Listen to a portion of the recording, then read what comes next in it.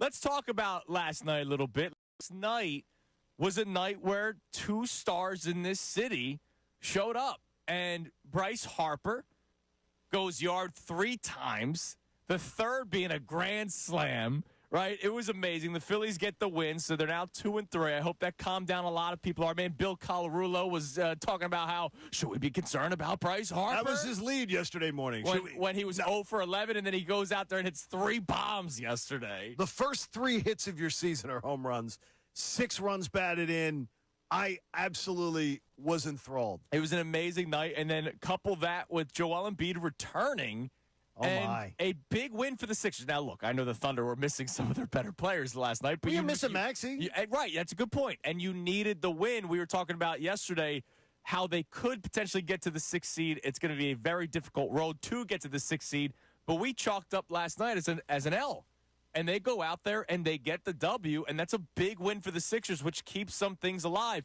And so yesterday, John, you and I got into the conversation about Joel Embiid and what we term success and what's close and what's not close. So as I was driving home, I was listening to Bob Cooney from the Midday Show. And I know that guy. He got into the conversation about, like, what do we watch sports for, right? Because if you're just watching for championships, then here in Philadelphia, you've been miserable. You would have given up long ago. Right, because it's been a long time since, for a couple of teams in this city where we saw a championship.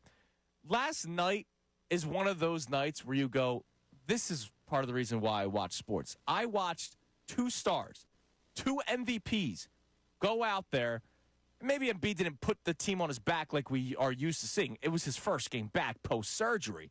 But you saw him down the stretch win that game for the Sixers, and you saw Bryce Harper pretty much put the team on his back, offensively at least, and give the Phillies a win. Last night's one of those nights in April. I get it come championship time. You're sitting on the edge of your seat. But last night's the night where you just put the TV on and you just hope to see something special, and we got it. The parallels between the two, I think, the 2 best athletes in town. Yes. The 2 lead starring marquee guys, both coming through in different ways, different storylines that night, was absolutely amazing. And to me, I watch sports, and we've never had this conversation. I watch sports to be entertained. Okay.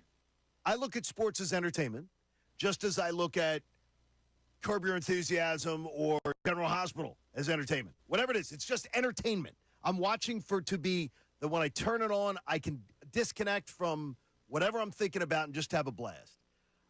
So many times the NBA disrupts it with me. Okay. Because, well, I sit down to watch a game and, Joel Embiid's totally healthy, but he's not playing.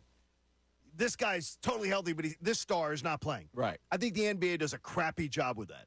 But baseball, to me, is one of those ones where it enthralls me on a night-in, night-out basis just because I can be doing other stuff. But the one thing I will say where it's how you view it. Sure. So I can't say that you're wrong, right? Because it's you. It's how I do it. You don't get angry at Curb Your Enthusiasm.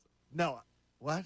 Right? No, I don't get angry. No, but you'll get angry at a Phillies game or a Sixers game. You're not just watching it for entertainment. You have an emotional feeling towards these games. Angry. I will get angry at a decision or a crappy outcome. The other night, that second period, I'm with you, Torts. That second period. That was horrible. Was atrocious. Crappy. Right, you were probably yelling at your TV. You're not yelling at Larry David. And it's so funny because that's the way Christina says to me yesterday. She goes, it seems like Torts had the exact same reaction you were having. She goes, oh, my gosh, you're so reacting to this, but it was such a crappy period. Right. And so to me, that does elicit a reaction. Yeah. Absolutely. Yeah, so you're, but I'm still watching to be entertained. I never will. I'm not going to bed mad. Right, I get you. I'm not going to bed. It was the end of a season, I'm sure you would go to bed mad. The Tampa game. Yes, yeah. I mean, the end of the Tampa playoff game. If you play like crap and your season's over, then you're going to go to bed mad. Or let's say the Braves and Phillies come down the stretch and it's last week of the year, and they're tied for the division lead, and the Phillies blow a game with bad defense or stupid decisions.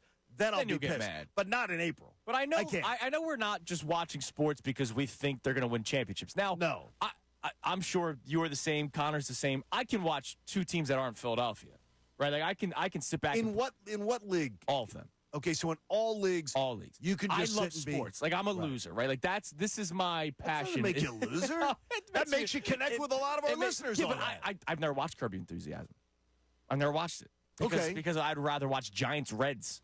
Okay, now you see, I can't. you know I cannot join you there. I've missed out on so many television series that people love, series that have ended for years. People talk about The Sopranos, still the best show of all time. I watched it for 5 minutes. I said, this sucks. I'm gonna go watch Caps Leafs. Right? Like that's what I do. See, that's the thing is I can watch any game in the NFL. Any game. Yeah. Show me a game in the NFL, I'll watch it. I'm sure everybody can. I can watch it. I can almost watch any game in big-time college football. So any big-time college football game I can watch. Baseball? Oh, dude, I was opening day. April. I was Dodgers-Cardinals. When the Phillies game got pushed, I was Dodgers-Cardinals up, man. Now, if there's nothing on, I'll put it on. But I'm not seeking out to go watch Brewers Cubs. You mentioned the Cubs. I'm not watching. I was telling you how I watched the Rangers win it in the 10th against the Cubs. Yeah, on opening day. Like I'm that kind of guy where I can watch any team all day long. But when we watch sports, it's not just. I would imagine it's not just about seeing a team win because we don't get that all that often. A night like last night reminds me why I watch sports because we always talk about how it's the greatest reality TV out there because you never know what it's going to be. Those reality TV shows are scripted. This one's not. Although there are people that believe sports are scripted, it's not, right? Like last night was not scripted for Bryce Harper to hit 3 home runs. Pitches to right? Yeah, let's do it. We heard on ESPN overnight the first time in MLB history since 1900 that a player started the season with their first 3 hits were 3 home runs. Like that. Been over 100 years. Unscripted. Right, so it's not scripted. It's amazing. So I want to kind of get in that conversation today with you guys on the phones and the text line, and we'll talk more about that later on. Why do you watch sports? What is it that you take away when you watch sports?